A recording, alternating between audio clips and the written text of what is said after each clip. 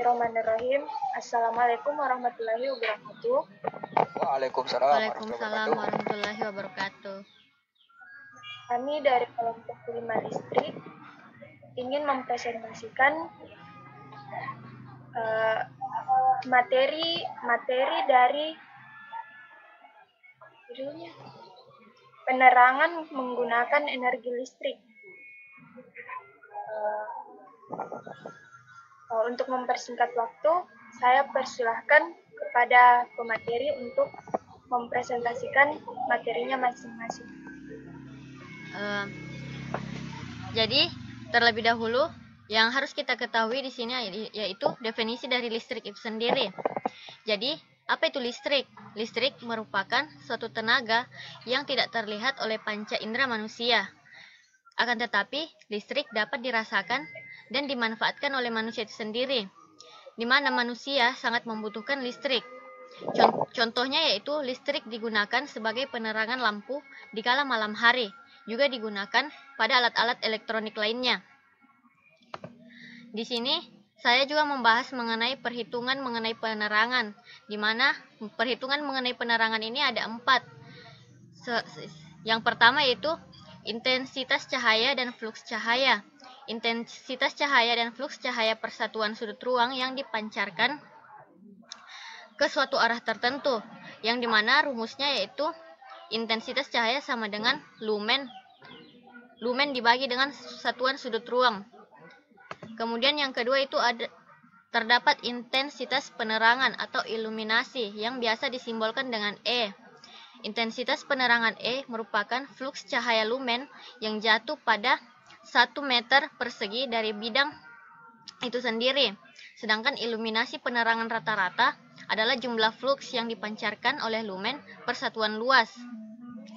Yang ketiga yaitu kepadatan cahaya atau luminasi yang disimbolkan dengan L. Luminasi itu sendiri merupakan satu ukuran untuk terang dari suatu benda. Luminasi merupakan suatu sumber cahaya atau suatu permukaan yang memantulkan cahaya adalah intensitas cahayanya yang dibagi dengan luas suatu permukaan. Terus yang terakhir di sini penentuan jumlah dan kekuatan pada lampu. Menurut Muhaimin, terdapat faktor-faktor yang mempengaruhi penentuan jumlah titik cahaya pada suatu ruangan, yaitu yang pertama, macam penggunaan ruangan, yang dimana setiap macam penggunaan ruangan mempunyai kebutuhan kuat penerangan yang berbeda-beda. Yang kedua, ukuran dari ruangan itu sendiri. Semakin besar ukuran ruangan, maka semakin besar pula kuat penerangan yang dibutuhkan. Yang ketiga, keadaan pada dinding atau langit-langit, yang biasa disebut dengan faktor refleksi. Yang keempat, ada macam-macam jenis lampu dan armatur yang biasa dipakai. Tiap-tiap lampu dan armatur memiliki konstruksi dan karakteristik yang berbeda-beda. Selanjutnya, saya kembalikan ke moderator. Terima kasih kepada pemateri pertama. Selanjutnya dipersilakan kepada pemateri kedua untuk mempresentasikan hasilnya. Baik, saya akan melanjutkan materinya. Mohon di slide selanjutnya. Baik, di sini materi penerangan untuk hama menggunakan solar cell. Nah, ini sebagai bentuk penghemat penerangan energi listrik untuk hama. Penerangan untuk hama dilakukan dengan cara memanfaatkan solar cell dan lampu LED. Next. Sumber energi solar cell sangat tergantung pada alam, yaitu tergantung pada terik matahari, dan penggunaan sumber solar cell dengan sumber energi PLN jauh lebih irit dengan menggunakan beban DC. Selanjutnya, arsitektur tiang solar cell. Tiang solar cell ini menggunakan jenis tiang terpusat di mana tempat menyimpan solar cell, dan box panel ditempatkan menyatu pada satu tiang tersebut dengan memiringkan tiang penyangga modul solar cell 25 derajat. Yang ini dapat digambarkan sebagai berikut. Dapat dilihat dengan di slide.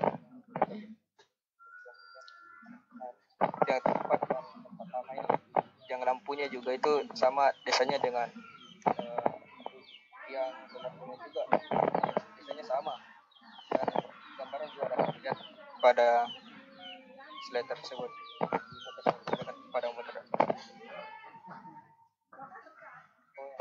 satu lagi, solar cell tersebut dirasa cukup efektif dikarenakan lampu penerangan tidak menggunakan sumber energi konvensional lagi.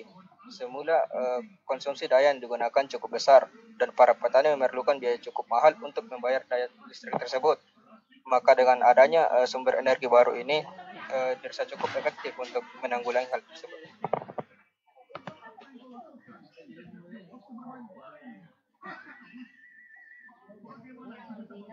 Terima kasih kepada pemateri kedua.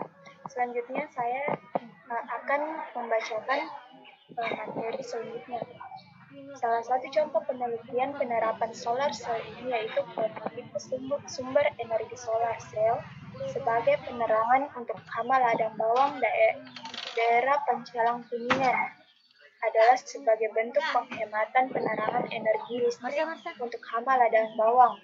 Penghematan penerangan untuk hama dilakukan dengan cara memanfaatkan solar cell untuk lampu LED. Solar cell yang berfungsi untuk mengkonversi energi matahari menjadi energi listrik. Teknologi solar cell merupakan sebuah hamparan semikonduktor yang dapat menyerap foton dari sinar matahari dan mengkonversi menjadi listrik. Solar cell banyak digunakan untuk berbagai aplikasi, salah satunya sebagai lampu penerangan. Selanjutnya, ini adalah gambar yang dijelaskan oleh pemateri kedua. Yang selanjutnya itu pada alat penerangan untuk hama menggunakan sumber energi solar cell dapat digambarkan berupa arsitektur dari alat tersebut sebagai berikut. Dari matahari